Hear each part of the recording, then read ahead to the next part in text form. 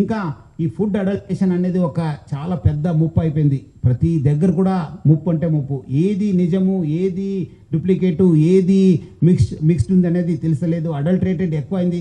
దానిపైన కూడా Hyderabad city police concentrate చేయడం జరుగుతుంది. వచ్చే రోజు ఒక యాంటీ ఫ్యాట్ టీమ్ అని చెప్పి యాంటీ ఫుడ్ అడల్టరేషన్ టీమ్ని కూడా మనము ప్లాన్ చేయడం జరుగుతుంది. త్వరలోనే కూడా అది లాంచ్ చేస్తుంది. ఒక డీసీపీ స్థాయి అధికారిని పెట్టి ఫోకస్డ్గా ఈ మధ్యలో లాస్ట్ 5-6 ఇయర్స్లో ఏమేమి కేసు అయినావు, ఎట్లా అయినావు, ఎవరెవరు ఉన్నారు, ఎందుకంటే దానిలో కూడా కొంచెం కోఆర్డినేషన్ అవసరం ఉంది. ఫుడ్ సేఫ్టీ కమిషనర్స్తో కూడా మా కమిషనర్తో కూడా మాట్లాడి వాళ్ళ దగ్గర కూడా టీమ్స్ ఉంటాం. మనము అందరు కలిసి ఈ ఒక్క ఫుడ్ అడల్టరేషన్ పైన కూడా, ఎందుకంటే చాలామంది ప్రజలు నాకు మెసేజ్ పంపుతున్నారు, లెటర్ రాస్తున్నారు, దీనిపైన కూడా ఫోకస్ చేయాలి సార్. ఈ మధ్యలో చాలా పెరిగింది.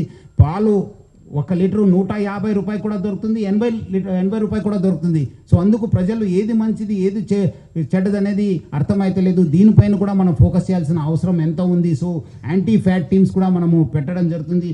ఇంకా capacity building, police welfare, that is the top priority. ఒక గొప్ప మార్పుకు ఇదే శ్రీకారం అని చెప్పి మన అందరు కూడా దాదాపు